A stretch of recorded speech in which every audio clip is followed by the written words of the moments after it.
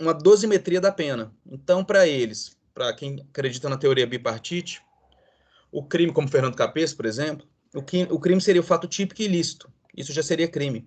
A culpabilidade estaria só ali na dosimetria da pena, para ver se a pena vai ser maior ou menor. Mas, essa teoria é ultrapassada, hoje a gente entende que crime é fato típico, ilícito e culpável. Se não for culpável, tá? Não é considerado crime. Então, vamos lá. A gente viu que é fato típico, né? Conduta, resultado, nexo de causalidade, tipicidade, dolo e culpa. Depois nós vimos o que é o fato ilícito, né? O fato ilícito é quando ele não tem aquelas excludentes. Quando a gente não pode falar que agiu sob legítima defesa, estado de necessidade, exercício regular do direito. Após analisar essas duas, nós vamos analisar agora o autor. O autor sabia o que ele estava fazendo? Tinha como o autor agir diferente? Ele escolheu cometer aquele crime? É isso que nós vamos analisar hoje. É a parte mais subjetiva da teoria do crime, tá? E a mais interessante. Então vamos lá. A culpabilidade, ela aparece, né, para a gente no direito penal de várias formas diferentes. A primeira dela refere-se à culpabilidade como princípio, que impediria a responsabilidade objetiva, isto é, a imputação sem a presença de dolo ou culpa. Não é a culpabilidade que nós estamos estudando hoje, é a culpabilidade que a gente já estudou. Vocês vão se lembrar que quando a gente estava estudando dolo ou culpa, a gente estudou o princípio da culpabilidade, que para uma conduta ser criminosa, ela tem que ser ao menos culposa. Se a conduta for dolosa ou culposa, tudo bem, mas se ela não for nem culposa, vocês lembram quando a gente estudou força maior, né? Caiu um raio, caiu uma árvore, alguma coisa assim, não teve conduta, né? Não teve dolo ou culpa de ninguém. Então a gente nem precisa analisar. Essa é a primeira forma que a gente fala de culpabilidade. Não é que a gente vai estudar hoje. A segunda, sim, no elemento medidor da pena. Nós vamos estudar o grau, e vocês vão estudar isso no semestre que vem, ou no segundo, né, na parte 2 de direito penal, parte geral, o grau de culpabilidade que alguém tem naquele crime. Então, se 2, 3, 4 pessoas cometeram um crime, nós vamos ver, na hora de aplicar a pena, até onde a gente vai, até qual culpabilidade aquela pessoa teve no crime. E o terceiro, esse sim, é o critério de fundamento da pena. É esse que a gente vai estudar hoje. É o terceiro elemento do crime, a culpabilidade. Eu já expliquei para vocês a teoria bipartite e a teoria tripartite. Ok? Então, o que é a nossa culpabilidade, o nosso estudo hoje? É o juízo de reprovação que recai sobre a conduta do agente. Então, hoje, culpabilidade vocês vão entender como juízo de reprovação, que seria o seguinte: a Vanessa cometeu um crime. Nós, como sociedade, podemos reprovar a Vanessa por ter cometido esse crime? Sim ou não? E isso é a culpabilidade. Exemplo: a Vanessa roubou um banco. Ok, fato típico, ilícito. Vamos ver se é culpável? Aí nós descobrimos que tem alguém com uma arma apontada para a mãe da Vanessa, para a cabeça da mãe dela, e falando com ela: se você não roubar esse banco, eu vou matar sua mãe. É culpável isso, gente? Não. Algum de nós agiria de um jeito diferente? Não. Entende? Por isso que nós estamos analisando aqui o autor, a parte subjetiva dele. Nós podemos exigir que ela não roube esse banco, sendo que alguém está ameaçando a vida da mãe dela com uma arma na cabeça? Coação moral irresistível. Entende? É isso que nós vamos dar hoje. É esse terceiro elemento, que é a culpabilidade. Então, podendo optar por não cometer a infração penal, o agente decide praticar. É isso que nós temos que ver. Ele tinha como optar por não cometer? A Vanessa poderia não cometer esse crime? Não, porque a coação era muito grande.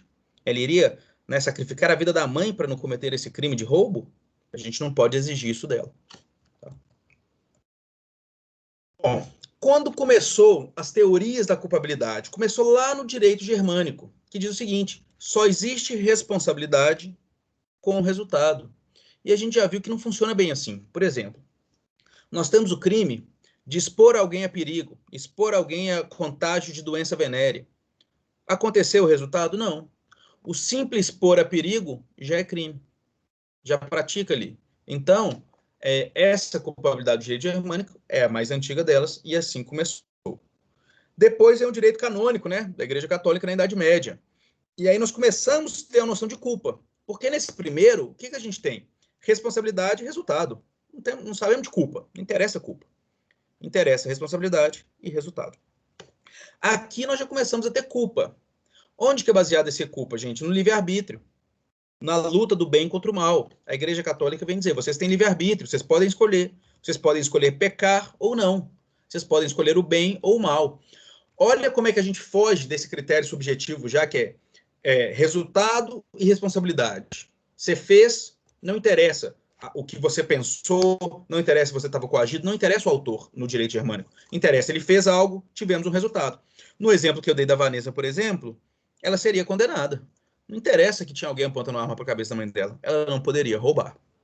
Nesse segundo, nós começamos a criar uma culpabilidade. Olha só. Olha, você pode escolher fazer o bem ou você pode escolher fazer o mal. Aí vem, né, o que as pessoas consideram ali da culpa católica, que vai dizer o seguinte: chega um cara para matar sua mãe ali na sua casa. E ele pergunta: sua mãe tá aí? Só que você não pode mentir. Porque mentir é errado, mentir é pecado. Então você deveria dizer que sua mãe está em casa sim, mesmo correndo o risco que essa pessoa mate. Entende? Então esse é o início da culpabilidade ali do direito canônico. Depois, com o Beccaria, a gente vem para o iluminismo, né? Igualdade, fraternidade. E aí, o iluminismo, vocês sabem que a gente sai de um teocentrismo, né? Que é o que era o Deus, o centro do direito canônico, e nós vimos agora com o homem se tornando o centro. O homem passa a ocupar o centro da discussão de responsabilidade penal, passando apenas a ser retribuição de um juízo de reprovação. Então, o que começa a ser a pena no iluminismo? Começa a ser o seguinte: olha, a Vanessa matou um cachorro. Isso é reprovável? A sociedade vai dizer não, para a gente nem tanto. A gente, como sociedade hoje, não considera isso reprovável. Ok, então tudo bem. Ah, a Vanessa matou uma pessoa. Isso é reprovável? Sim. Então a gente pode reprová-la por ter feito? Podemos. Então, agora ela cometeu um crime. Ah, mas vamos supor que a sociedade considera que matar um cachorro é reprovável. Tudo bem. Mas a Vanessa matou um cachorro que estava agredindo, indo para cima dela. Opa, agora já não é mais reprovável. Então, no iluminismo, a gente foca só no homem, na ideia do homem. Ele considera reprovável ou não? Homem aqui, gente, quando eu trato como homem e mulher, tá? Como ser. Então, não como gênero. Então, isso é que trouxe o iluminismo. E por fim, a gente vem do positivismo. Olha o que ele fala. Retira-se o pensamento moral, que foi colocado ali no direito canônico. E agora temos um vínculo de responsabilidade do autor do fato com o resultado. Não é só mais autor e resultado. Agora nós temos que ter um vínculo. O cara cometeu aquele crime, ele poderia fazer diferente? Ele poderia pensar diferente? Então essas são as teorias iniciais para vir a culpabilidade. E aí nós temos, das últimas delas, a teoria psicológica da culpabilidade. Então começou a estipular aqui, nós já vamos evoluir para começar a ter dolo e culpa. Até então, gente, não existia dolo e culpa. Você não agia culposamente. Teve o resultado, você causou, você responde. Aqui na teoria psicológica da culpabilidade, nós temos o dolo e a culpa constituem modalidades da culpabilidade, sendo estes a relação psíquica entre o autor e o resultado. Então, como funciona? Até um tempo atrás se discutia, vocês viram que a gente estudou o dolo e a culpa na tipicidade. Até um tempo atrás, gente, dolo e culpa estava aqui na culpabilidade, na terceira fase de análise do crime. O que a gente olhava? Peraí, fato típico, sem dolo e culpa, ilícito e culpável. O que é o culpável até um tempo atrás? O culpável era, ele agiu com dolo ou com culpa. E se nenhum dos dois, ele não cometeu o crime. Foi essa quem trouxe isso, foi a teoria psicológica da culpabilidade. Ela trouxe uma importante contribuição, pois ela começou a estudar a responsabilidade subjetiva do direito penal. Até então, a gente tinha responsabilidade objetiva. O que é responsabilidade objetiva, gente? Não interessa o dolo e culpa. Se você teve uma ação e aconteceu um resultado, você é culpado. Essa teoria, por mais que tenha colocado a dolo e culpa num local que considera-se hoje errado, ela pelo menos trouxe esse conceito de dolo ou culpa, que é responsabilidade subjetiva. Eu expliquei para vocês da responsabilidade objetiva. Acontece lá no direito civil. Então, você contratou uma empresa para transportar alguma coisa para você. Ela te prometeu que chegaria em 3 dias. Não chegou, você pode responsabilizá-la. Por quê? Porque lá no direito civil a gente tem responsabilidade objetiva. Não interessa se aquela empresa teve culpa ou dolo de não entregar seu produto. Como é um contrato comercial, não interessa responsabilidade objetiva. Aqui no direito penal, não. Toda responsabilidade no direito penal é subjetiva. A pessoa tem que ter dolo, culpa, aliás, dolo ou culpa para causar aquilo. Se não teve nenhum dos dois, não é crime. Então, o dolo e culpa veio dessa teoria, que é um avanço muito importante. Agora, a crítica é o seguinte: se a culpabilidade se basear apenas em dolo e culpa, igual era antigamente, e quando a gente, em determinada situação, não podia agir de outro modo? O exemplo que eu dei da Vanessa, mandaram ela roubar um banco com a arma apontada para a cabeça da mãe dela. Ela agiu com dolo? Agiu. Ela quis roubar aquele banco. Ela tinha intenção de roubar aquele banco. Mas nós vamos puni-la por crime, né, por roubo doloso, sendo que ela só cometeu aquilo porque tinha alguém apontando a arma para a cabeça da mãe dela? Essa foi a crítica à teoria psicológica da culpabilidade. E mais que isso, vejam bem, na culpa inconsciente não existe previsão do resultado, não existindo assim vínculo psicológico. A gente estudou culpa consciente e culpa inconsciente. O que é a culpa inconsciente, gente? É a culpa geral, né? Imprudência, imperícia, negligência. Então, vamos supor, vocês fizeram até um trabalho, né, de culpa consciente, mas a culpa inconsciente é aquela culpa geral. Então, vamos supor que eu, né, fui negligente e não verifiquei os freios do meu carro. Com isso, eles não funcionam, atropela e mata uma pessoa. Eu respondo por homicídio culposo, mas eu quis aquele resultado? Eu previ aquele resultado? De jeito nenhum. Então, como que nós vamos considerar que nós temos ali um vínculo psicológico entre o autor e o fato? Entre eu, que não olhei os freios do meu carro, e a morte daquele cidadão? Não temos nenhum vínculo.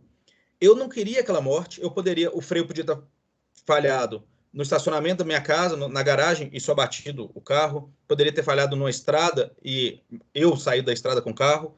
Então, não necessariamente eu quis aquele resultado. Por isso, é uma crítica à teoria psicológica da culpabilidade. E a última delas, o dolo como sendo querer não pode estar na mesma análise da culpa, sendo o não querer. Ó, professor, mas hoje a gente analisa junto dolo e culpa, sim. Mas lembra que eu falei lá no começo da aula que no fato típico e ilícito a gente analisa os fatos? Então, quando a gente analisa os fatos, aí sim nós podemos analisar se teve dolo ou culpa. Mas como a gente está analisando o autor, a gente não pode analisar junto o dolo querer e a culpa, que é o não querer, ao mesmo tempo. Então, após todas essas críticas à teoria psicológica da culpabilidade, nós temos a teoria psicológica normativa. Ela ainda manteve o dolo e a culpa lá na culpabilidade. Ela não retirou. Mas ela acrescenta a imputabilidade e a exigência de conduta diversa. O que ela acrescentou? Ela falou, ok, vocês criticaram a teoria psicológica, vamos criar uma outra, teoria psicológica normativa.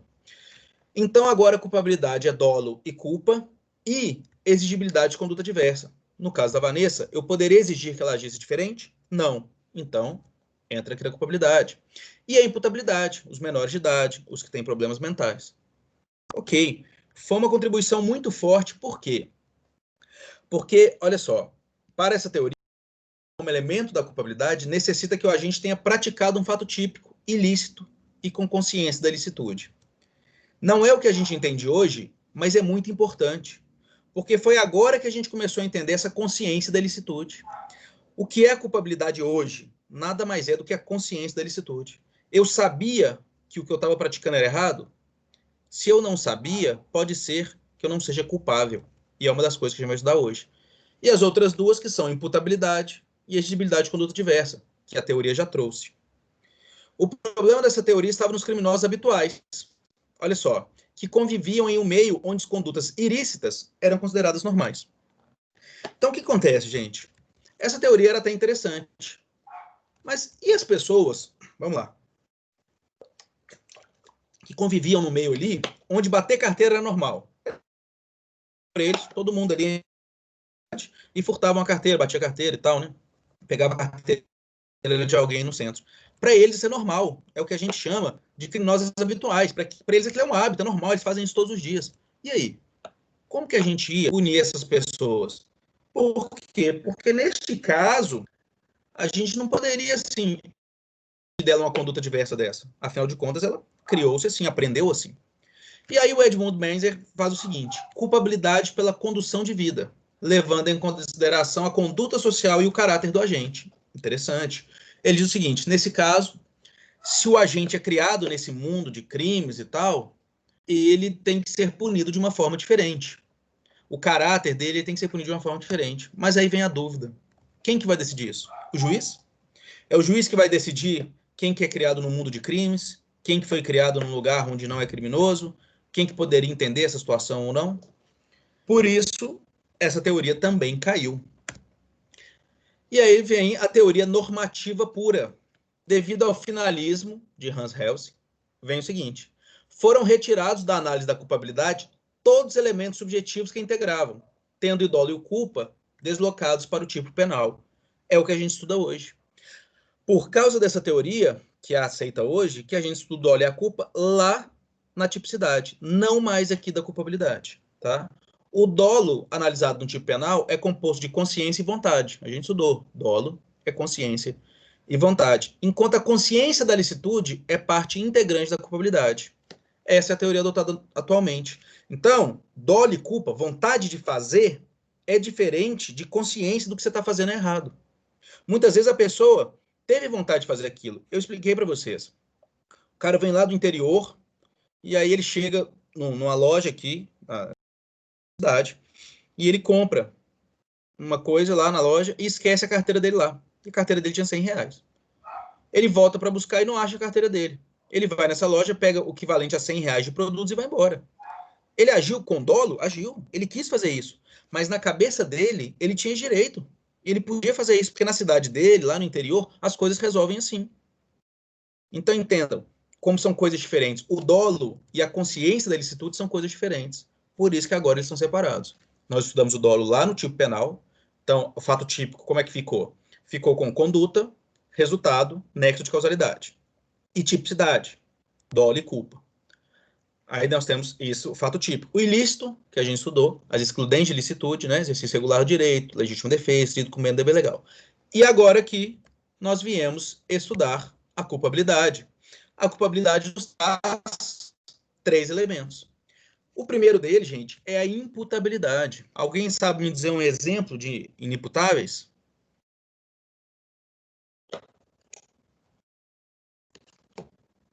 Menor de 18 anos. Exatamente. Essa é a inimputabilidade clássica, né?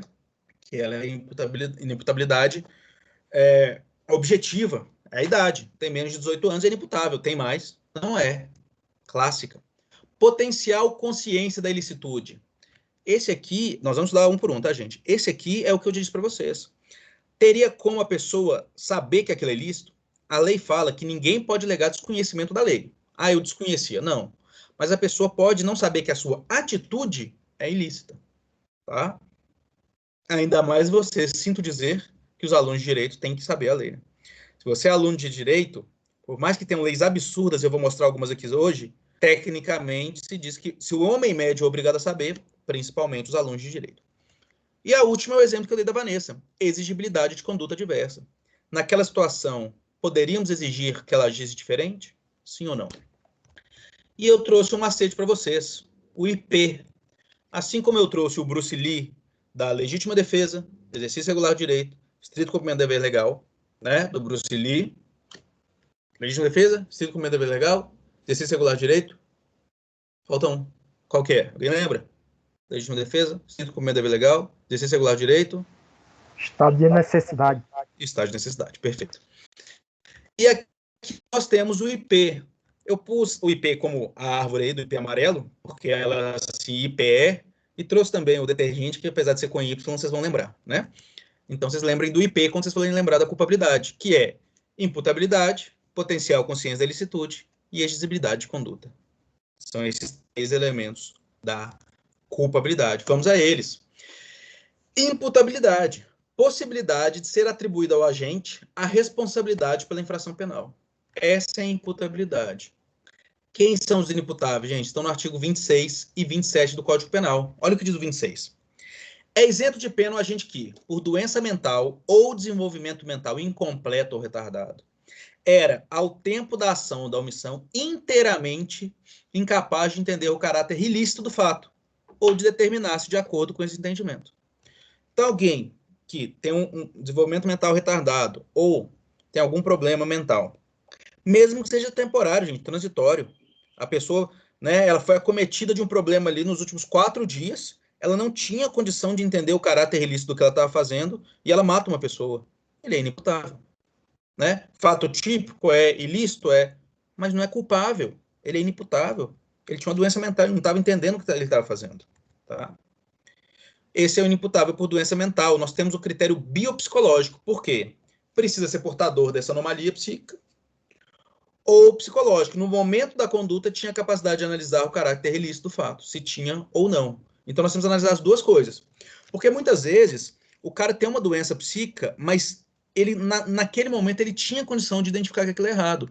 Tem muitas doenças psicológicas que a pessoa consegue identificar o que é errado e o que é certo. Tá? Ele pode até ser um semi-imputável, mas inimputável não. O inimputável por doença mental será denunciado e processado para, ao final, ser absolvido.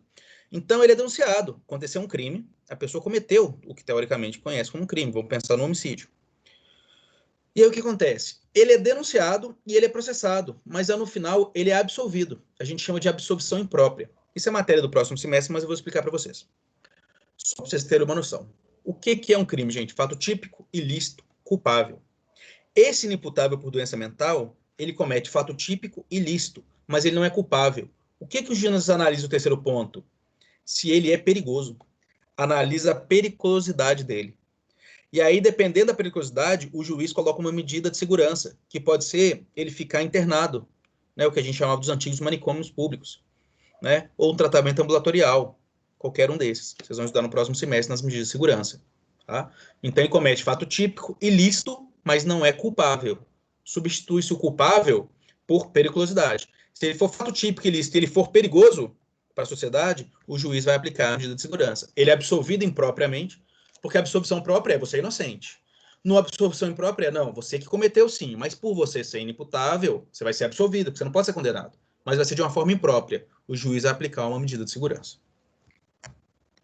Espécie de medida de segurança. Aí eu trouxe para vocês só terem a noção as duas que nós temos. Internação em hospital de custódia e tratamento psiquiátrico, ou em outro estabelecimento adequado. Sujeição a tratamento ambulatorial. Então, nos crimes mais graves, ele fica internado e recebendo esse tratamento psiquiátrico. Nos crimes mais leves e tal, com a periculosidade mais leve, ele fica fazendo tratamento ambulatorial. Ele vai até o local, faz o tratamento e volta 3, 4 vezes por semana. Entende? Dependendo de como o juiz determinar, de qual for o grau desse preso. E aí, como funciona? Isso não é uma pena, tá, gente? A medida de segurança não é uma pena. Então, o juiz determinou que aquela pessoa cumpra a medida de segurança. Todo ano é refeito um exame nela para verificar se aquele tratamento está funcionando e se a periculosidade dela cessou. Se em 4 ou 5 anos verificou que a periculosidade dela cessou, ela pode voltar à sociedade. Acontece a desinternação dela. É assim que funciona. Não preocupem que essa é a matéria do próximo semestre de vocês. Semi-imputável por doença mental. Foi o que eu acabei de falar. A pena pode ser reduzida de 1 a 2 terços se o agente... Artigo 26 do Código Penal, tá, gente? Se o agente, em virtude de perturbação de saúde mental ou por desenvolvimento mental incompleto ou retardado, não era inteiramente capaz de entender o caráter ilícito do fato e determinar-se de acordo com esse entendimento. É o mesmo do outro. A redação do artigo é praticamente a mesma. Só que aqui a gente diz o seguinte: o outro era inteiramente incapaz. Aqui não era inteiramente incapaz. O que nós temos aqui? Uma matéria também no semestre que vem, que é a redução de pena. Ele vai responder, porque para o juiz aqui, para a lei aqui, ele cometeu o fato típico, ilícito e culpável. Ele é culpável, sim. Mas como ele tinha uma doença mental e ele não era inteiramente capaz de saber, nós vamos reduzir a pena dele ao final. Então ele cometeu homicídio, ok, ele é culpado, né? Ele vai ser condenado por homicídio, fato típico, ilícito e culpável. Só que a pena final dele de homicídio, nós vamos dar uma pena para ele, final de homicídio, 6 a 20 anos, conforme vai estar lá, homicídio simples, ou até 30 anos, se homicídio qualificado. Só que ao final da pena dele, o juiz vai reduzir de 1 a 2 terços, dependendo desse grau de entendimento dele, por mostrar que assim, não, olha, ficou comprovado que ele tinha consciência assim, do que ele estava fazendo, mas não tanta. Ele era um semi-imputável. Ele não tinha tanta consciência que aquilo era errado, mas ele sabia que era errado. Então ele responde pelo crime, mas a gente reduz a pena dele ao final. Tá? Então o Brasil adotou esse sistema vicariante ou unitário. O que é isso, gente? Para o semi-imputável, o juiz também pode aplicar a medida de segurança. O juiz também pode dar absolvição imprópria.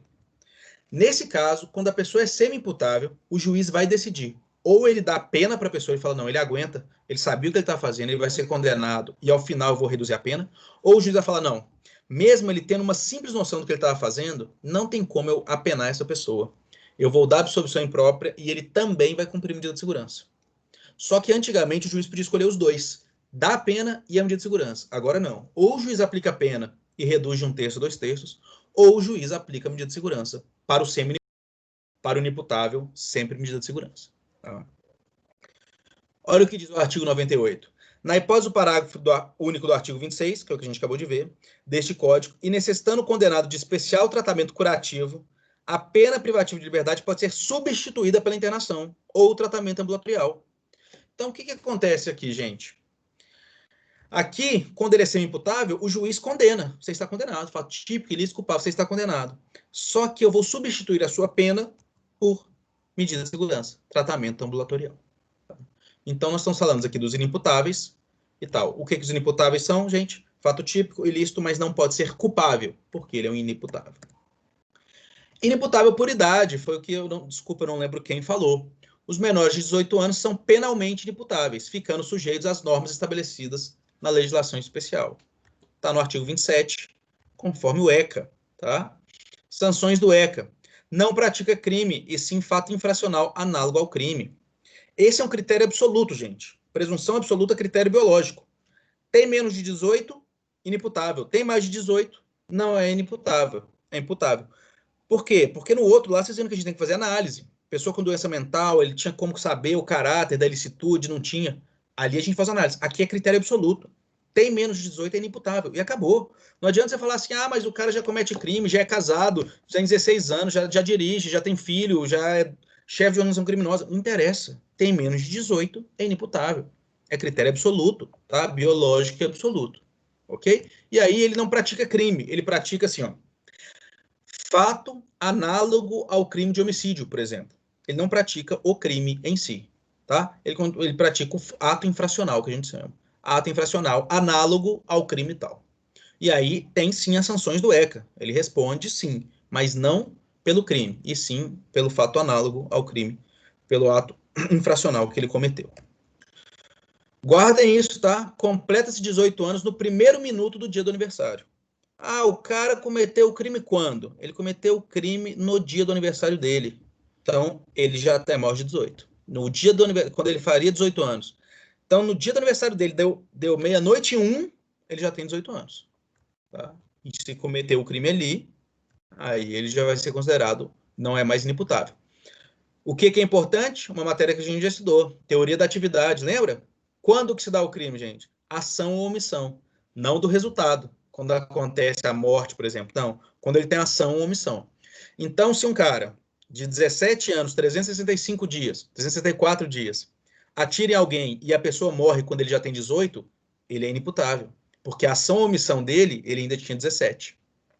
Agora, se ele atira em alguém quando ele tem, né, fez 18 anos, no dia do aniversário dele, meia-noite e 5, ele já não é mais inimputável. Ele já vai responder pelo crime. Tá? Então, a gente desconsidera aqui qualquer alteração fictícia, tá? A gente desconsidera, por exemplo, o que, não sei se vocês ainda têm, né? Foi banido no ano passado, acho que para a região sul e sudeste, não sei se a região norte e nordeste permanece, é o horário de verão. Então, o cara completou 18. Aí isso é uma coisa interessante. Então, vamos supor que a Vanessa, que acredito eu que já deve ter completado 18 anos, mas tem pouco tempo, a Vanessa fez 18 anos, ela tem meia-noite e 5 minutos. Ela vai e atira e mata alguém. Então, o cara estudou direito penal, vai lá, prende a Vanessa, o policial prende ela, faz prisão em flagrante delito, é ratificada a prisão, o juiz tudo. O advogado vira e fala assim, aqui, a Vanessa é inimputável. O juiz fala assim, como assim inimputável? Meia-noite e 5. Já no primeiro minuto do aniversário dela, ela já não é mais inimputável. Você esqueceu que a gente está no horário de verão. Na verdade, eram 11h05 do dia anterior. O relógio estava adiantado 1 hora. Ela ainda é inimputável. E ela ainda é inimputável. Tá? Desconsidera-se horário fictício. A gente não considera horário de verão, qualquer horário fictício a gente considera para isso, tá? Então é o horário que seria o horário correto, o horário real. Não um horário criado fictício para reduzir custos, como é o horário de verão. Tá? Vamos estudar agora o que todos nós ficaremos daqui a algumas horas, que é inimputável por embriaguez. Né? Acabando a aula aqui, a galera toda já vai entrar nessa imputabilidade aqui. Mas vamos ver como é que funciona. Cuidado. Intoxicação provisória causada pelo álcool ou substâncias de efeitos análogos. Então, você pode ser considerado inimputável por embriaguez. Olha que maravilha. Isso aqui é maravilhoso. Embriaguez não acidental do artigo 28 e embriaguez voluntária. Vamos estudar cada uma delas. O agente quer se embriagar, infelizmente, ele responde pelo crime. Então, aqui não tem escapatória, gente. Se a embriaguez é voluntária, ele responde pelo crime. Ah, professor, mas como que ele é inimputável por embriaguez? Vou dar um exemplo tosco, mas que é um dos mais próximos da realidade. Estava ali o Ricardo andando, feliz, contente, tranquilo. Aconteceu com ele igual aconteceu com o Obelix, lá do Asterix e Obelix. Ele tropeçou e caiu num barril de vinho. O cara desesperando, afogando, não sabia nadar, começou a ingerir vinho, e ele foi salvo. Tiraram ele de lá. Completamente acidental. Ele não queria cair. E aí ele, andando para casa embriagado, comete um crime. Ele responde por aquele crime? Não. Tá? Por causa da embriaguez acidental. É a única forma. A embriaguez voluntária, ele quis se embriagar. Se ele quis se embriagar, ele responde pelo crime. Tá? Mas vamos estudar mais sobre embriaguez. A embriaguez culposa. Professor, o agente vai bebendo. Pois não. Boa noite. Boa noite. Mas nesse contexto aí, desse tipo de crime de embriaguez involuntária, existe possibilidade de comprovar esse tipo de crime? Existe. Já aconteceu algum caso dessa natureza, assim, que vocês aí já... Sim, vou te dar um exemplo. A pessoa estava bebendo ou usando uma substância que ela não sabia que era inebriante. Ela pediu assim, ó, tem comprovações e tal, que ela pediu uma cerveja, uma bebida sem álcool. Ah, me dá esse coquetelzinho que tem álcool? Não, não tem. Foi bebendo. Ela não sabia que tinha álcool. Ah, tá, existe sim mesmo, eu já ouvi falar desse tipo. É. Então, a gente vai estudar cada um deles aqui, tá? Então, pode acontecer. Ah, obrigada. Por nada. E, gente, a embriaguez culposa, que é o quê? A pessoa, ela não reage bem à bebida. Isso já aconteceu comigo, a primeira vez que eu bebi conhaque na minha vida. Meu Deus do céu, eu bebi um pouquinho e eu fiquei maluco. Não cometi nenhum crime, que eu me lembre. Mas, assim, foi algo, tipo, que eu realmente não reagi bem à parada. Eu falei, caramba, foi muito pouco e eu fiquei muito mal. Acontece, mas é culposo. Eu não tinha intenção de ficar bêbado. Não é igual a voluntário, que eu fui bebendo e quero ficar bêbado. Não, é culposo. Eu não tinha intenção de ficar bêbado. De todo jeito, eu respondo. Tá? Tanto o culposo, nesse caso, quanto a voluntária, eu vou responder. Se eu bebi e não reagi bem, não fiquei bem, eu que vá para casa, eu que cuide de mim. Entendeu? Eu não vou cometer um crime por aquilo. Porque fui eu que escolhi beber. Por mais que eu não tenha reagido bem, tenha sido pouco, não interessa. Responde pelo crime. Olha só o que diz o artigo 28. Não exclui a imputabilidade penal a emoção ou paixão. Cuidado, gente. Isso aqui, ó. Nossa. O pessoal fala demais. Não, ele agiu por violenta emoção, por violenta paixão. O cara chega em casa, tá a mulher dele com outra, ele vai lá e mata e fala: não, eu sou inimputável, eu agi por violenta emoção. Não existe, viu, galera? Não existe imputabilidade por isso. Tá na lei, artigo 28. Não exclui a imputabilidade penal. Então não adianta dar essa desculpinha. Ah, eu agi por paixão e tal, e eu falei, você não vai ser minha, você não vai ser de mais ninguém, e matei a mulher. Vai pra cadeia, safado. Não tem essa. Então não existe. A emoção ou paixão não exclui a imputabilidade. Entendeu? Embora, é curioso, né? Porque os cientistas já descobriram que nos 2 primeiros anos de relacionamento a gente está num estado de debilidade mental que é chamada paixão, por incrível que pareça. Os cientistas consideram os 2 primeiros anos de relacionamento como uma debilidade mental. Então, você realmente está... Você não consegue ver os defeitos da pessoa e tudo isso. Mas, enfim, para a lei, não. Para a lei, violenta emoção, paixão, não é imputabilidade. Nós vamos ver que no próximo semestre, vocês vão ver que talvez pode ser um redutor de pena, dependendo da situação. Mas não deixa de ser crime. E o 2, embriaguez. A embriaguez voluntária ou culposa pelo álcool ou substâncias de efeito análogo. Então, não exclui. Olha só, não exclui a culpabilidade penal. A embriaguez voluntária ou culposa, as duas que a gente estudou, pelo álcool ou substância de efeito análogo. Então, a voluntária, eu usei droga ou usei álcool. Ou a culposa, eu usei também, mas aquele negócio me fez mal. Eu usei um remédio, aquele remédio me fez mal. Mas eu sabia dos efeitos daquele remédio, eu sabia que ele tinha poderia me causar aquilo, só que ele causou mais do que eu imaginei, tanto a voluntária quanto a culposa não excluem a imputabilidade. Mas olha o que diz o parágrafo 1º. É isento de pena, isento de pena, estamos excluindo a culpabilidade. E é por isso, gente, que quando a gente exclui a culpabilidade, se usa o termo isento de pena, que muitos autores usam a teoria bipartite. Eles falam o quê? Não, crime é fato típico e ilícito. A culpabilidade só isenta a pena. É uma teoria, mas hoje é entendido que não. Crime é fato típico, ilícito e culpável. Fala-se que isenta a pena, mas na verdade isenta o crime. É isento de pena o agente que, por embriaguez completa, proveniente de caso fortuito ou força maior, era ao tempo da ação ou omissão inteiramente incapaz de entender o caráter ilícito ou de determinar-se de acordo com esse entendimento. É o que eu passei para vocês. E o parágrafo 2º completa. A pena pode ser reduzida de 1 a 2 terços se o agente, mesma coisa, por embriaguez proveniente de caso fortuito ou força maior, não possuir ao tempo da ação ou omissão a plena capacidade de entender o caráter ilícito. Eles são iguais na redação. A diferença é, os dois são por embriaguez por caso fortuito ou força maior. Nós vamos estudar aqui. No primeiro, ele era inteiramente capaz. Ele ficou tão embriagado, ele ficou tão louco, que ele não tem noção do que ele está fazendo. Ok, ele é inimputável. Quando é embriaguez por caso fortuito ou força maior. No segundo, ele ficou realmente loucão mesmo. Mas ele tinha uma noção do que ele estava fazendo. Ele era, sabe, ele era curado na bebida. Ele sabia como é que funcionava ali. Ele já bebia há muito tempo. Ele foi embriagado por caso fortuito ou força maior, mas ele conseguiria ali determinar mais ou menos o que ele estava fazendo. Nesse caso, ele comete crime. O parágrafo 2º é crime. A gente tem uma redução de pena, mas é crime, fato típico, ilícito, culpável. No parágrafo 1º, a gente exclui a culpabilidade, fato típico, ilícito, mas não é culpável por embriaguez. E as diferenças são: caso fortuito, o agente desconhece o efeito inebriante do produto, foi o exemplo que eu dei, acho que para a Patrícia. Então, eu estou tomando algo que eu não sei que tem álcool. Eu não sei que é aquilo. Eu estou tomando um remédio, o médico me passou um remédio, falou assim, Fernando, toma esse remédio aqui, para você tá sentindo mal e tal, toma esse remédio. Ok. Eu tomo o remédio ali, e o médico não me avisa nada, que aquele remédio vai me deixar maluco, aquele remédio vai mudar completamente minha mente e tal, ou eu vou ter um efeito adverso com outro remédio que eu estava tomando e tal. Então, assim, e aí eu perco a noção do que é certo, do que é errado, do que eu estou fazendo, saio correndo pelado na rua e cometo crimes. Neste caso, caso fortuito, eu não tinha noção daquele produto. E o força maior, o indivíduo é obrigado a embriagar-se.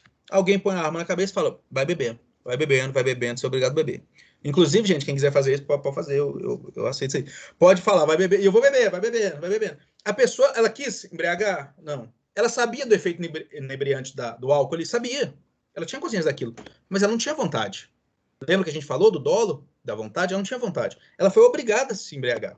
Como ela foi obrigada a se embriagar, se ela cometeu um crime após aquilo, ela é inimputável. Mas lembrem-se, se a embriaguez, tanto no primeiro quanto no segundo caso, for completa, isenção de pena é inimputável.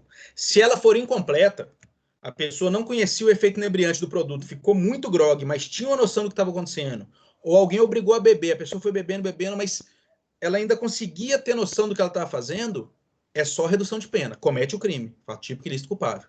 Se for completo, não comete o crime, fato típico, ilícito, mas não é culpável. Aí a gente exclui, aí ele vira o inimputável pela embriaguez. É o único caso. Tá? Embriaguez patológica. Olha isso. Doentia, faz uso todos os dias, compulsoriamente, ao alcoólatra. O embriaguez patológico. E aí, professor? Nesse caso? Esse caso, gente, vai depender muito do caso concreto. Ele não entra no inimputável pela embriaguez, tá? Mas ele pode entrar pela doença mental. Ele pode entrar no inimputável por doença mental. Se é um alcoólatra, se ele é doente, comprovadamente doente, já foi internado, clínica e tal, e o advogado dele conseguir comprovar que ele é doente, que aquilo ali é mais forte que ele, e que ele não tinha condição, primeiro, de evitar beber, e segundo, de depois de beber, saber o que ele estava fazendo, ele pode sim entrar na área do doente mental e ter inimputável, e ser inimputável ali. Não pela embriaguez, mas sim pela doença. Tá? Cuidado com essa diferença aqui.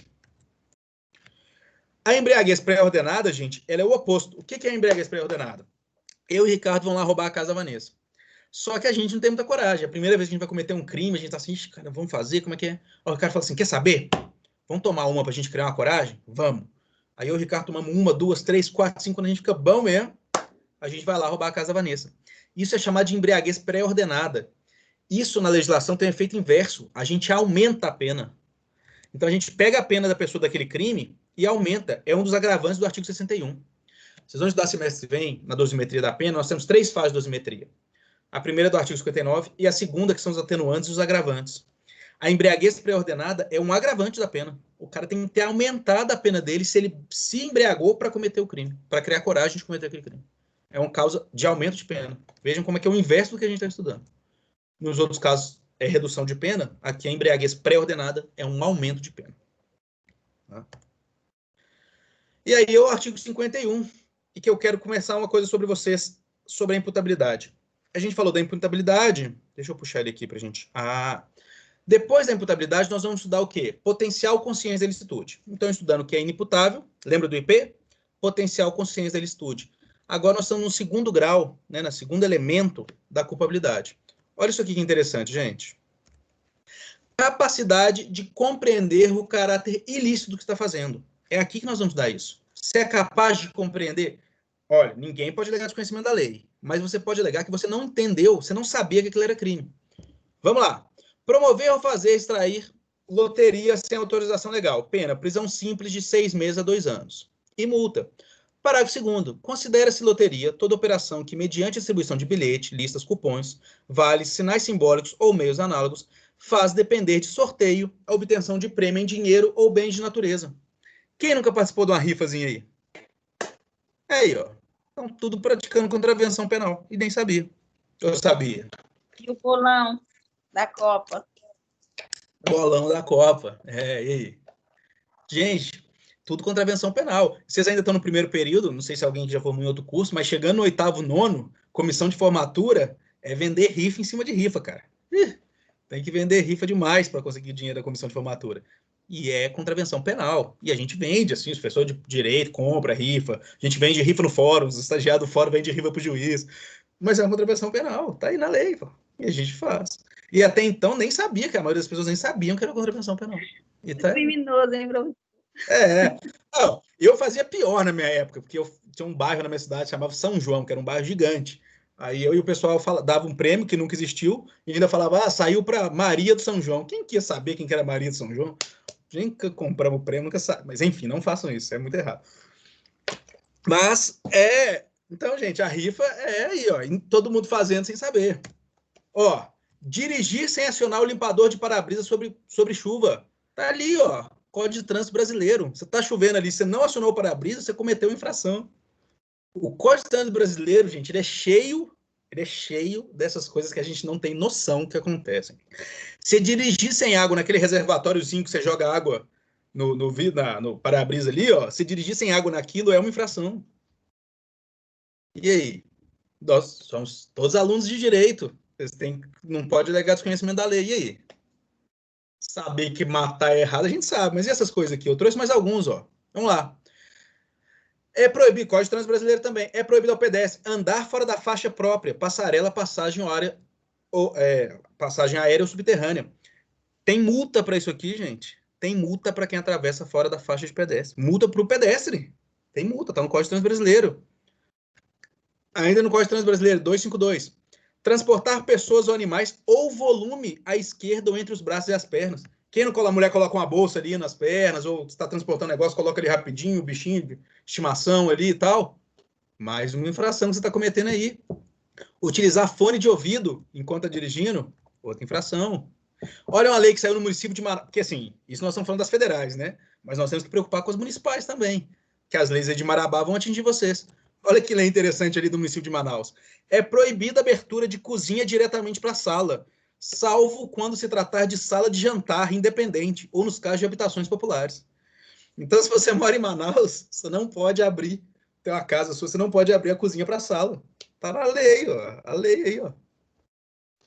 Então, como que nós não vamos alegar o desconhecimento da lei? Então, gente, é o seguinte. Vamos lá. Fazer, Oi? Para mim, isso é falta do que fazer. É complicado. No Mato Grosso tem uma lei agora que eles estipularam. Agora não, tem um tempo, acho que foi 93, 94, né? Eu que tô velho. Eles estipularam um aeroporto para extraterrestres. O cara criou lá no Mato Grosso o aeroporto para extraterrestres. Caso eles venham um dia, já tem aeroporto lá, estipulado na lei. Mas enfim, tem a lei que proíbe o Banco Central de falir. Olha como é que você proíbe o banco de falir? Teve uma lei nos Estados Unidos que os cemitérios estavam muito cheios, o prefeito deu uma lei lá proibindo as pessoas de morrerem. Então, assim, é o mundo, gente. A gente tem leis e leis. Mas o que eu quero mostrar para vocês é, nós não podemos alegar desconhecimento de lei, nem dessas aqui absurdas. A gente não pode alegar o desconhecimento. O que se pode fazer é o seguinte, nós estamos estudando aqui o potencial consciência da licitude. Então, você não desconhece a lei, mas você fala, não, eu não sabia que essa minha atitude era ilícita, encaixava nessa parte da lei. E aí, eu vou dizer para vocês o seguinte, vou dar um exemplo para vocês. Esse potencial consciência da licitude, ele está caindo em desuso.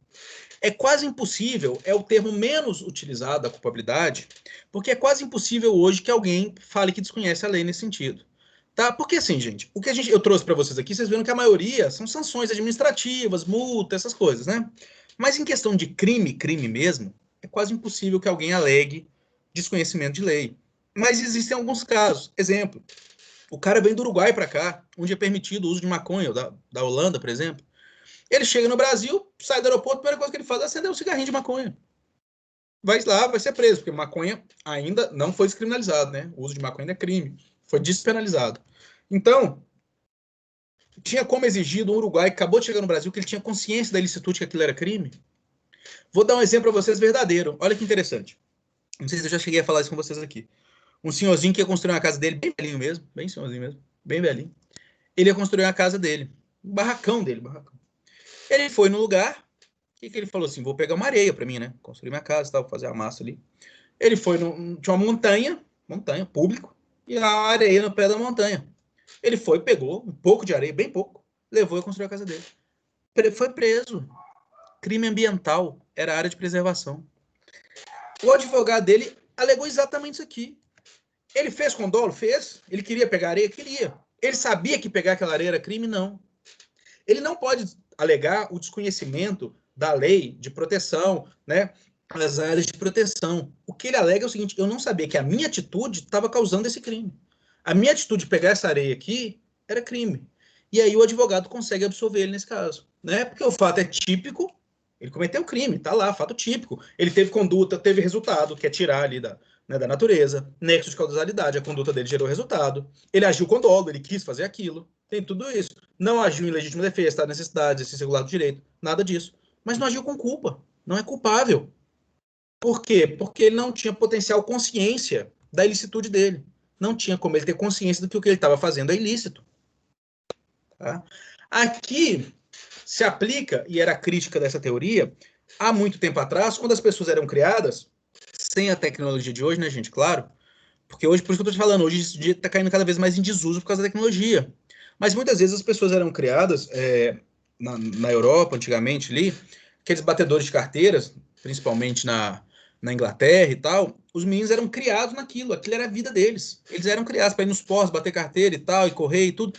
E muitas vezes alguns deles não tinham a noção do caráter ilícito que era aquilo. Para eles era um divertimento, uma brincadeira, ou era algo que tinha que se fazer mesmo, sustento, era o trabalho deles, era bater carteira. Eram os criminosos habituais de bater carteira. Claro que hoje isso, como eu falei, quase caiu em desuso, porque nós temos a tecnologia, nós temos, né, os meios de informação. Uma criança, como é que é? O último estudo saiu hoje, é que uma criança, acho que de 8 anos, já tem mais informação do que Einstein teve na vida inteira dele.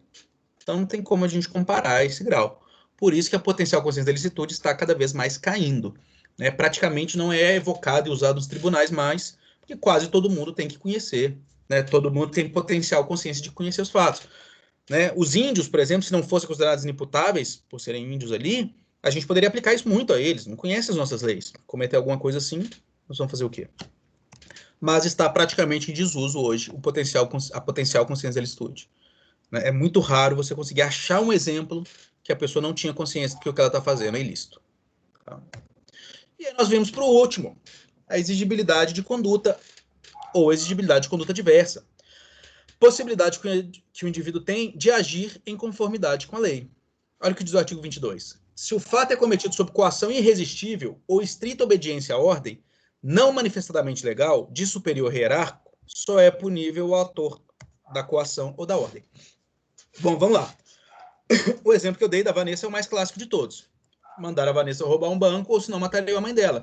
Coação moral irresistível, tá? Primeiro, a pessoa, para ser coagida, o outro tem que mostrar que ele é capaz de fazer. Não adianta eu falar assim, Vanessa, ou você rouba um banco, ou eu vou explodir a lua. Porra, ela vai rir e falar, você tá de brincadeira, né? Não vou roubar o banco. A pessoa que está coagindo tem que mostrar que ele é capaz de, né, de concretizar aquela ameaça. Então, eu tô com a arma na cabeça da mãe dela, sou um assassino perigoso da cidade e tal, todo mundo sabe. E aí sim, eu sou capaz de realizar aquilo. Ok, grave ameaça, forçando a gente a fazer. Mas nós temos a coação moral irresistível, que é o exemplo seguinte. Ó, Vanessa, se você não roubar aquela mercearia ali, eu vou quebrar seu carro. Gente, é uma coação? É. Ela está sendo coagida sim. Mas ela é resistível. Ela poderia resistir. Porque, poxa, deixa quebrar o carro, chama a polícia, depois e tal, tenta reaver os bens, processa a pessoa. Eu não vou roubar uma mercearia, causar um outro dano por causa disso. Então, nesse caso, é coação moral resistível. O que acontece? Comete o crime? Sim. Fato típico, ilícito e culpável. Mas nós vamos ter uma atenuante de pena. Lá na hora da pena dela final, a pena dela vai ser reduzida, porque vai ser comprovado que ela estava sob uma coação moral resistível. Se a coação moral for irresistível, é aquilo. Qualquer um de nós faria o mesmo que ela fez. A gente não pode exigir dela uma conduta diversa daquela. Se for irresistível, aí sim. Aí não é crime. É fato típico, é ilícito, mas não é culpável. Tá?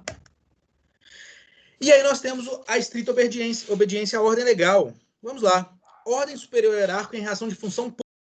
Tá? Isso aqui só funciona para função pública. Só que essa ordem, gente, tem que ser não pode ser manifestadamente legal. Quem é funcionário público sabe que ordem legal você não cumpre. Então, se o superior hierárquico fala assim, vai lá e mata tal pessoa, você não vai fazer. Vai lá e prende tal pessoa sem motivo, você não vai fazer. E é por isso que o funcionário público, mais que os outros, tem que ter conhecimento da lei. Porque a ordem, que ela é manifestadamente ilegal, você não cumpre. E se cumprir, tem um atenuante de pena lá no final, tá? Aí tem atenuante de pena. O cara que cumpriu uma ordem ilegal, se comprovar que ele cumpriu porque, né, hierarquia, ele estava cumprindo ali, ele comete o crime, mas tem um atenuante de pena.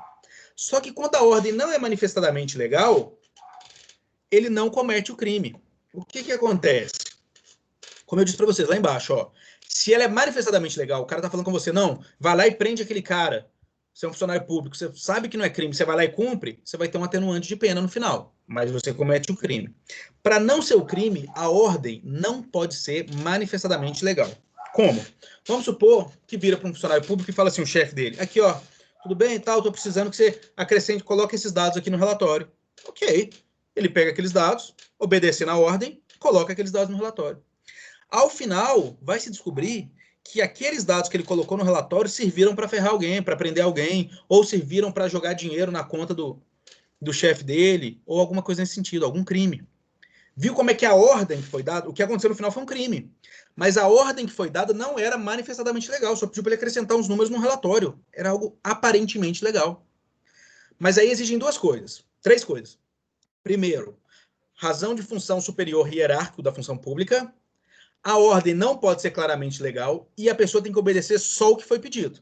Porque senão o cara fala assim, coloca esses dados aqui para mim, coloca uns dados e faz mais coisa. Não, peraí. O que ele fez a mais, aí ele responde.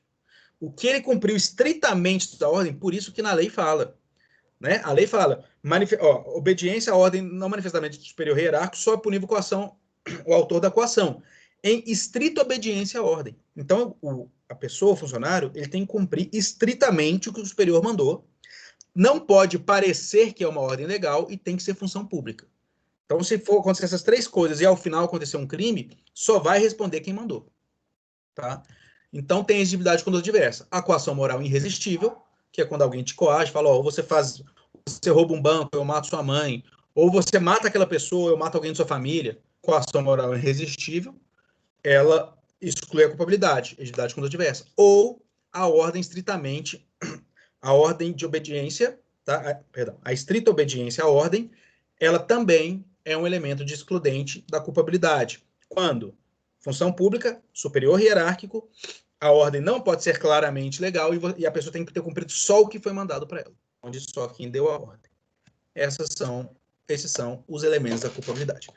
A doutrina traz, gente, esses são os elementos da culpabilidade. Como forma aqui de trazer coisas a mais para vocês, a doutrina traz duas diferentes. Por exemplo, cláusula de consciência.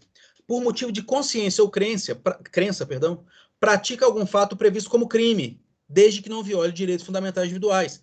O caso do testemunho de Jeová é a transfusão de sangue, tá? Tem uma discussão gigantesca sobre isso. O médico pode fazer, não pode? É uma discussão gigantesca. Mas aí, alguns doutrinadores entendem que essa cláusula de consciência ela é excludente de culpabilidade. Quando a pessoa, por motivo de consciência dela ou de crença, ela faz ou deixa de fazer algo. Desde que não seja um direito fundamental, gente. Direito à vida, à liberdade, nada disso. Seja um direito secundário. E a desobediência civil, essa acontece muito, que é a insubordinação por finalidade de transformar a ordem estabelecida. Isso aqui, gente, é como se fosse uma mini revolução, tá? É igual ocupação de prédio público. Poxa, o prédio público está ali, ele existe, ele não está sendo usado para nada, não está com finalidade nenhuma, e as pessoas estão morando na rua. Aí ocupa-se aquele prédio. Isso é errado? É. Se você for olhar, fato típico ilícito é crime, fato típico ilícito. Agora, considera-se que essa desobediência civil não é culpável. Por quê? Porque, olha só, o Estado que está errado. O Estado tem um prédio público e ele não está usando ele para nada há 5, 6, 7 anos. Então as pessoas ocupam, fazem algo errado, é uma desobediência civil, então não é criminal, é uma desobediência civil, para tentar mudar as coisas, para tentar estabelecer algo que está injusto. Nesse caso, também se considera excludente de culpabilidade. Lembrando, na lei não traz cláusula de consciência nem desobediência civil. Eu trouxe a mais, que alguns doutrinadores citam isso, vocês podem ver. Mas não se preocupem para a prova com nada disso, para isso aqui. É só para vocês terem essa noção que tem doutrinadores que trazem isso a mais. Ok? Vamos para o nosso segundo tempo aqui, bem tranquilo também.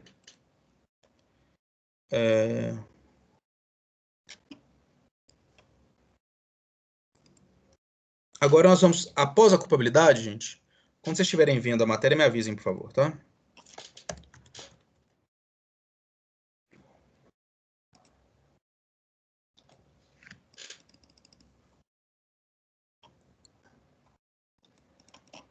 Ixi. Deixa eu fechar a aba de novo, peraí.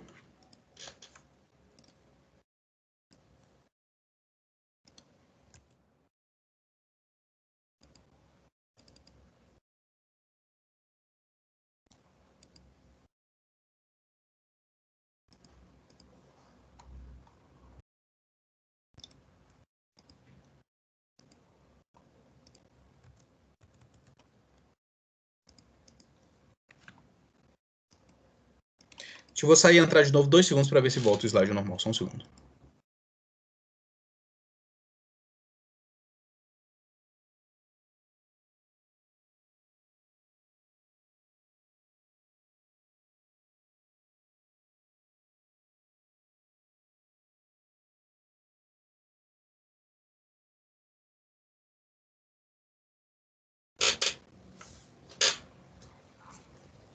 Opa, voltamos.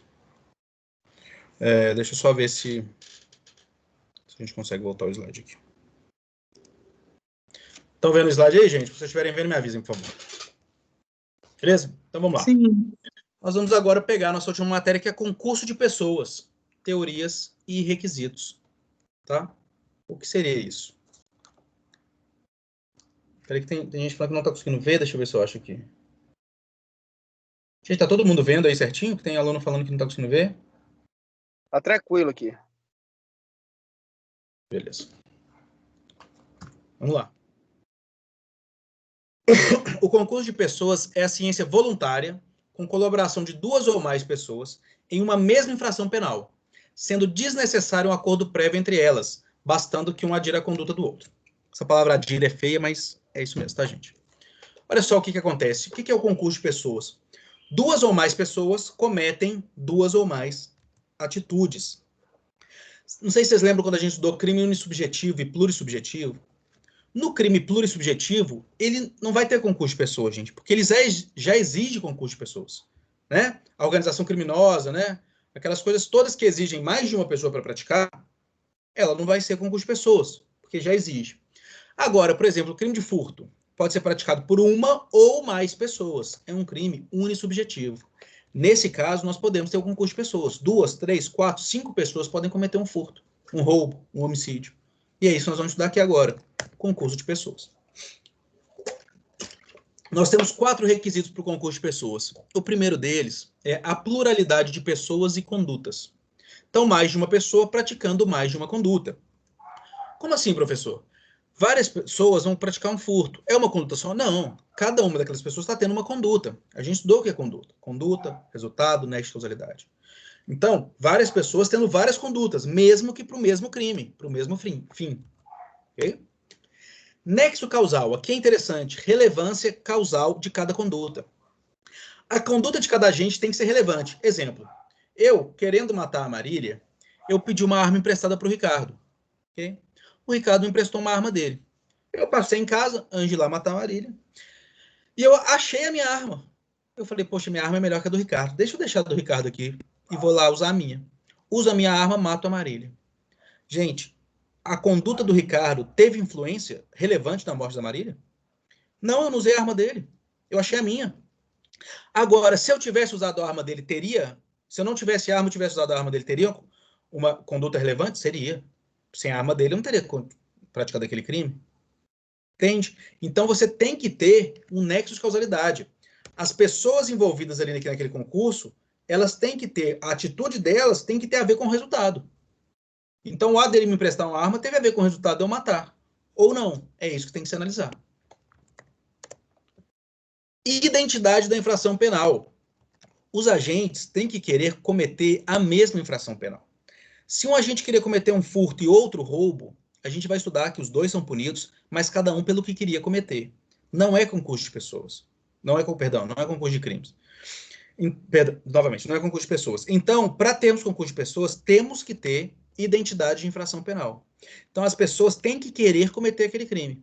Nós queremos, eu, o Ricardo e a Patrícia, queremos cometer um roubo, queremos cometer um furto, queremos cometer um homicídio. Tem que ter essa identidade. E, por fim, e o principal, liame subjetivo. Nós temos que ter um vínculo psicológico. Vejam bem, olha que interessante. Guardem esse caso para vocês verem como é que ele é complexo. Eu e o Ricardo não nos conhecemos e não estamos nos vendo. Estou eu aqui na esquerda, tem uma parede e o Ricardo na direita. Mas nós dois estamos vendo a Marília. E nós dois queremos matar a Marília. Eu e o Ricardo atiramos. E a perícia não consegue determinar qual de nós dois matou a Marília. O que acontece nesse caso, gente? O que vocês acham que acontece?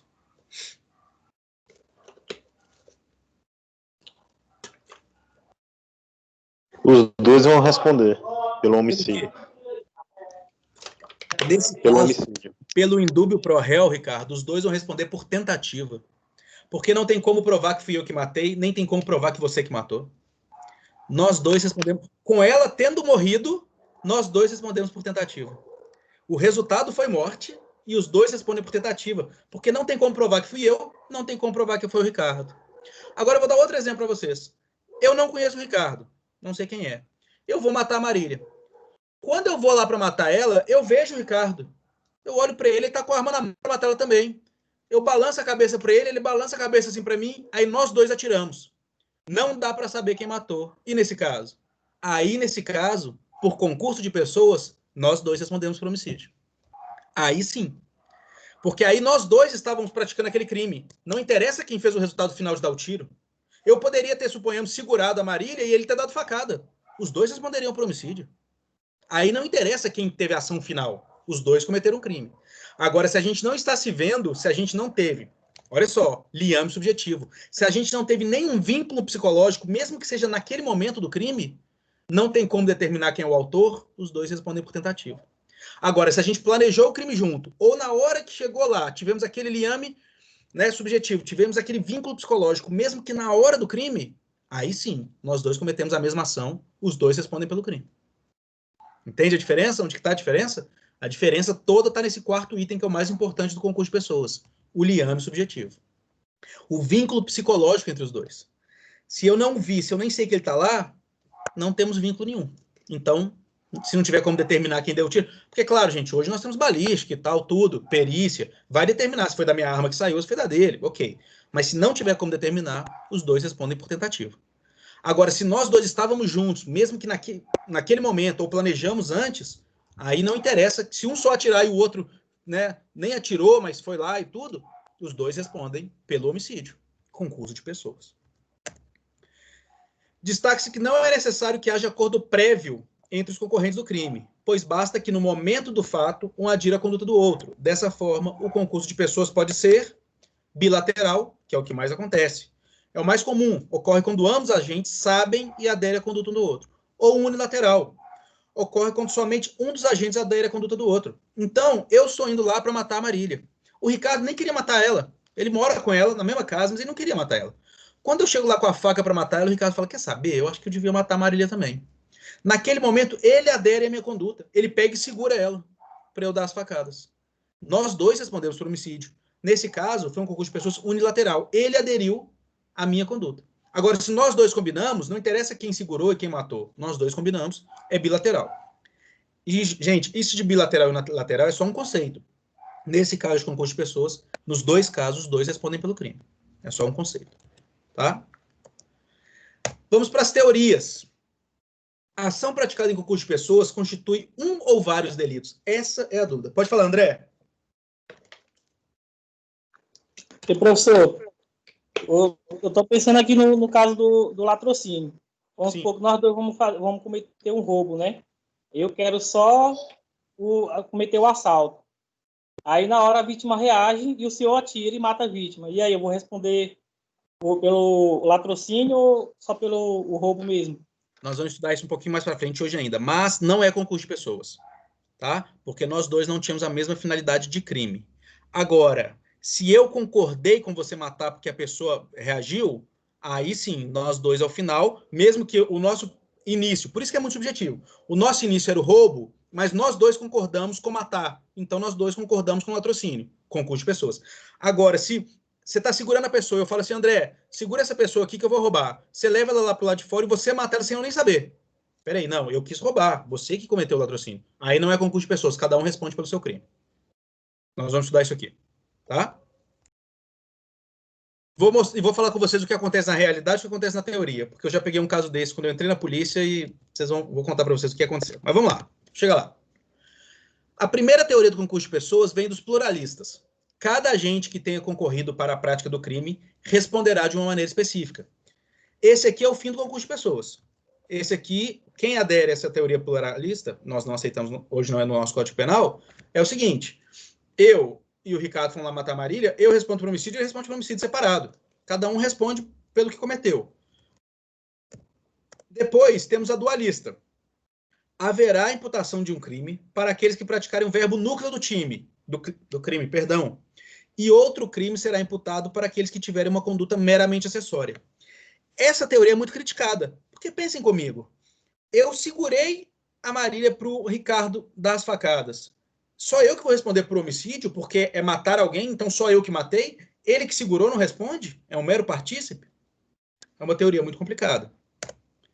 E a monista, que é a unitária. Todo aquele que concorre para a prática de um crime, independente de ser considerado autor ou partícipe, responde por ela de forma indistinta. Vou ler para vocês o artigo 29 do Código Penal. Quem, de qualquer modo, concorre para o crime, incide nas penas a este combinada, na medida da sua culpabilidade. Qual teoria nós adotamos? Monista, dualista ou pluralista, gente? Monista. A teoria monista. É quase a mesma coisa do que diz a teoria monista no nosso código, o artigo 29. Tá? Quem, de qualquer modo, concorre para o crime, incide nas penas a este combinadas, na medida de sua culpabilidade. Temos exceções? Temos. Olha aqui. Aborto. Provocar aborto em si mesma ou consentir que outro lhe provoque. Então, vamos supor que alguma mulher provocou aborto nela mesma, cometeu o crime de aborto. Mas se uma mulher consentir que outra pessoa provoque o aborto nela, teoricamente, pela teoria monista, os dois não responderiam para o aborto? Responderiam. Só que o Código trouxe isso como exceção. Olha o que diz o artigo 126. Provocar o aborto com consentimento da gestante. Ele trouxe uma outra ação para aquela atitude. Então, o que acontece? Se você... Vamos lá. Se não tivesse o artigo 126, pela teoria monista, se uma mulher permite que outra pessoa lhe provoque o aborto, ela responderia por aborto também. Mas o nosso código trouxe um crime específico para quem faz isso, que é o 126, aborto provocado por terceiro. provocar aborto com o consentimento da gestante. Então, uma exceção à teoria monista. Que a teoria monista diz quem de qualquer modo participou. Era para tudo ser tudo aborto. Mas o código quis trazer um crime diferente. E temos uma outra, olha só isso. Corrupção ativa e corrupção passiva. Um é oferecer ou promover e o outro é solicitar ou receber. Teoricamente era para ser tudo corrupção, né? Quem comete o crime era para ser tudo corrupção. Tanto que a pena das duas é a mesma. Olha lá. Se vocês forem olhar a pena, das duas é a mesma. Aqui do aborto é diferente, mas aqui da corrupção ativa e passiva é a mesma pena. Então, quem oferece ou quem solicita cometem crimes diferentes. Era para tudo ser um crime só pela teoria monista. Mas, para esses crimes, usou-se a teoria dualista. Você pune alguém por o crime que cometeu e o outro, na mesma atitude, pelo crime que cometeu. Então, o código, nesses 2 crimes diferentes, ou 4 crimes diferentes, usou a teoria dualista. Podia ser só escrito corrupção. Oferecer, promover vantagem, solicitar ou receber. Tudo no mesmo pacote. Mas o código, nesses 2 crimes aqui, quis diferenciar quem faz de forma ativa e quem faz de forma passiva. São só exceções à teoria monista. Que é, ou, alguns chamam de teoria dualista, ou teoria monista temperada, mitigada. Seria monista, mas com essas 2 exceções aqui. Vamos falar um pouco de autoria. Conceito restritivo de autoria. Autor é aquele que participa do verbo núcleo, do tipo matar, subtrair, expor. Todos os outros intervenientes do crime, que não praticam o verbo núcleo, são considerados partícipes. Isso aqui é um absurdo. Por quê? Porque suponhamos que eu contratei a Ana Carolina e o Gabriel para matar a Sara. Só que a Ana Carolina e o Gabriel matam a Sara. O Gabriel segura e a Ana Carolina mata. Só a Ana Carolina responde por homicídio. Eu e o Gabriel não, sendo que eu fui o mandante do crime e o Gabriel segurou. Mas segurar não é crime. O crime é matar. Se você for por essa teoria restritiva de autoria, o autor é só quem comete o verbo núcleo. É só quem mata, é só quem subtrai. Então nós elaboramos um crime gigantesco. Eu, André, Ana Carolina, Ricardo, nós elaboramos um crime absurdo para furtar um banco. Aí elaboramos tudo, fizemos todo, tal, cavamos buraco, fizemos tudo. Mas na hora de furtar, quem pegou o dinheiro foi só a Patrícia. Todos nós somos meros partícipes. Quem cometeu, quem é autor é só a Patrícia. Essa teoria não faz nenhum sentido. Existe a teoria do conceito restritivo, mas não faz sentido. A teoria objetiva da participação, que se divide em objetiva formal. Prevê que o autor é a pessoa que pratica a conduta exata do verbo tipo. É basicamente a mesma coisa. Só que o objetivo material prevê que o autor é quem tem a maior contribuição no resultado. Então, peraí.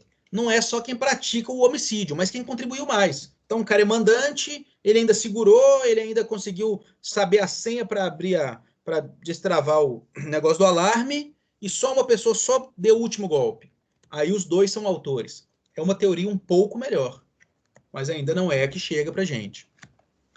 Aí nós vamos para o conceito extensivo.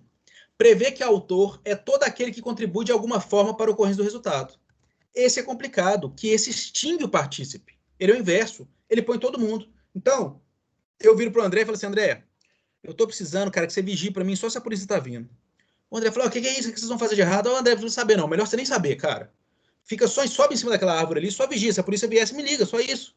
Ou então, se vier um carro preto, nem falei que é a polícia, é o dono da casa, um carro preto. O André fala, tá. Ele sobe lá. A gente entra na casa, eu, Ricardo, Ana Carolina, roubamos a casa inteira, voltamos lá. Eu dou R$10 para o André, ele nem divide os espólios ali, o lucro, eu dou R$10 para ele, e ele vai responder pelo crime de roubo junto com a gente? Por isso que essa teoria é o inverso da outra, ele é extensivo. Ele põe todo mundo, ele acaba com o partícipe. E nós temos a teoria subjetiva da participação. Ele se atenta ao ânimos. Ele considera que é quem teve a vontade. Ânimos é vontade. Tá? Então é o seguinte, quem teve a vontade de ser autor é autor.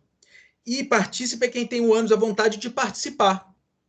Ok? Ok. Qual que é a crítica para isso, gente? Matador de aluguel. Eu contratei o André para matar a Marília. Qual que é a vontade do André, gente? O André tem vontade de matar a Marília? Não. Ele tem vontade de receber o dinheiro. Ele não tem vontade de matar ela. Ele está matando para receber o dinheiro. Então, se a gente considera a teoria subjetiva da participação, ele não comete homicídio. O André não cometeu homicídio. Ele matou a Marília e não cometeu homicídio. Porque a vontade, o ânimos dele era receber dinheiro e não matar. Ele é um matador de aluguel. Por isso que essa teoria também não é utilizada. O que a gente usa, gente? Teoria do domínio do fato. Tal teoria buscou complementar a restritiva do autor lá de trás. Assim, autor é só aquele que pratica o verbo núcleo do tipo, não é só esse, perdão, mas também quem tem o domínio final do fato, isso é, controle sobre a realização do fato. Dessa forma, tem o domínio do fato quem sabe a hora, o dia, o modo, local, motivo. Uma forma interessante de distinguir o autor e o partícipe é questionar se o agente poderia desistir de prosseguir da empreitada criminosa. Caso ele tenha condições de evitar a consumação do crime, será autor. Exemplo que eu dei. O André está em cima da árvore lá, só olhando se o carro está vindo. Se ele sair da árvore, se ele for embora, se ele não for embora, a gente vai cometer o roubo na casa do mesmo jeito. Ele não tem condições de parar a gente, de falar assim, não vamos cometer esse roubo. A gente vai falar, sai fora daqui, André, a gente vai chamar outra pessoa para olhar a casa então. Então ele é partícipe. Agora, eu que estou cometendo roubo, eu que tenho a senha da casa, eu que sei qual casa que é, eu tenho o domínio do fato. Eu posso estar andando pro local e falar, quer saber, gente, mudei de ideia, não vamos mais não. Aquele crime naquele momento, daquele jeito, não vai ser cometido. Eu tenho o domínio do fato, eu sou autor. O Ricardo é o cara que arromba a porta, é o cara que trouxe os sacos e tal para colocar os materiais. Peraí, ele tem domínio do fato. Se ele não arrombar a porta, a gente não comete o crime. Se ele desistir de levar os materiais, a gente não consegue carregar. Então, ele tem domínio do fato. Então, eu e o Ricardo somos autores. O André é um simples partícipe. Ele não pode parar a nossa ação e a participação dele é mínima. Ele só está lá em cima da árvore, olhando o que está acontecendo. Tá bom? Autoria propriamente dita. O autor é aquele que possui domínio do fato, é o que a gente falou. Ou seja, controla a empreitada criminosa. Coautoria. Ocorre quando duas ou mais pessoas, unidas para a consecução da prática criminosa, independente de acordo prévio, foi toda a matéria que a gente viu hoje, praticam uma conduta principal irrelevante, tá, gente? Não irrelevante, para alcançar o resultado. Neste caso, a gente chama de domínio do fato funcional, pois muitas vezes o coautor não tem domínio do fato como um todo, mas apenas de sua função. Então, o que acontece? Eu vou lá e eu vou abrir a porta. O Ricardo vai lá e vai pegar os bens. A Marília vai lá e vai destravar o alarme. Eu não posso controlar a parte do alarme que é da Marília, certo? Mas faz parte do crime. Então, ela pode controlar, e se ela não disparar o alarme, não tirar o alarme, a gente não vai cometer esse crime. Se eu não abrir a porta, esse é meu controle, a gente não vai cometer o crime. Se o Ricardo não levar os bens, a gente não vai cometer o crime. Eu, Ricardo e Marília temos domínio do fato, talvez não todo, mas cada um da sua função. Então, sim, somos todos coautores. O André, que só está lá em cima da árvore olhando se está vindo um carro ou não, ele não tem domínio e controle de nada. Ele é um mero partícipe. Tá? Então, coautoria é só quando tem mais de um autor, gente. E eles participam ali do que a gente acabou de estudar, concurso de pessoas. Autoria intelectual diz respeito ao autor que planeja o fato criminoso, sem, contudo, participar. Então, esse crime que eu falei com vocês, quem escolheu a casa, quem descobriu a senha, quem sabia que os donos não estavam lá, tudo isso foi a Sara. A Sara nem foi lá praticar o crime. Ela nem participou. Mas ela tinha o domínio total do fato, porque ela que iniciou aquilo. Ela que nos chamou a cometer aquele crime. Então, ela responde também como autora do crime. Tá? Por isso que essa teoria do domínio do fato, ela abrange todas as diversidades que as outras não abrangiam. Todos os problemas das outras teorias, essa teoria visou solucionar. E o Zaffaroni ainda traz uma autoria de escritório. O que ele diz? São a das organizações criminosas. É um escritório do crime. É aquela autoria, é o seguinte, ele nem está especificamente sendo autor daquele crime, mas é um escritório do crime que comanda os batedores de carteira do local tal. Ele que ensina os meninos a bater carteira, ele que pega o dinheiro desses meninos, que distribui entre eles, ele que faz tudo isso. Ele nem mandou aquele crime específico ser cometido. Mas é uma autoria escritório, uma organização criminosa que, se a gente não colocar elas como autores, eles vão responder por nada. Então, eles também são autores. Eles que ensinam a fazer, eles que dominam o fato, eles que pegam os espólios ali, que dividem o lucro, que escolhem as pessoas, mesmo não participando, eles são também autores do crime. E a autoria imediata, essa aqui é complicada. Aliás, não é complicada, mas para vocês entenderem, se refere ao autor que realiza infração penal utilizando-se de outra pessoa. Então, o que acontece? O André é menor de idade. Eu quero cometer um crime, o que eu faço? Eu utilizo o André. Por quê? A gente acabou de ver que ele é inimputável. Ou eu utilizo uma pessoa que tem problema mental, mas eu sei que eu tenho poder sobre ela, e eu falo, vai lá e bate né, e mata aquela pessoa lá. Eu começo a instigar até ele fazer. Ele é inimputável. Aí eu vou falar, não, mas quem cometeu o crime foi ele. Não, peraí. Mas você é o autor. Você usou a autoria imediata. Né? O imediato foi ele que foi lá e cometeu o crime, mas ele é inimputável. Você utilizou dele. Então, autoria imediata. Eu sou o autor desse crime. E ele é inimputável. Tá? Vamos lá, considerações finais. Artigo 29. Quem de qualquer modo concorre para o crime incide nas penas a este combinada, na medida da sua culpabilidade. Se a participação for de menor importância, aí é o que a gente estava dizendo, não sei quem perguntou, não sei se foi o André, a pena pode ser diminuída de 1/6 a 1/3. Então, o cara cometeu o crime, ele é autor, não é partícipe. Mas, aliás, perdão, nesse caso ele é o partícipe, a pena pode ser diminuída de 1/6 a 1/3. Se algum dos concorrentes, aí André, o que você me perguntou, quis participar de crime menos grave, ser-lhe-á aplicada a pena deste. Essa pena será aumentada até a metade na hipótese de ter sido previsível o resultado. Partícipe é aquele cuja conduta é secundária, ou seja, sua conduta se retirada da divisão não afeta o resultado final. É o que eu disse, uma pessoa de vigia, enquanto a outra furta a casa, partícipe. Uma pessoa atrai a vítima e segura ela para o outro matar, coautor. Vou dar um exemplo para vocês que foi meu primeiro caso depois de entrar na segurança pública.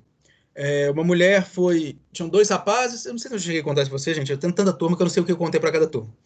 2 rapazes chegaram e eles queriam furtar carne na casa de uma senhora, uma artista plástica de 70 anos, lá em Ouro Preto.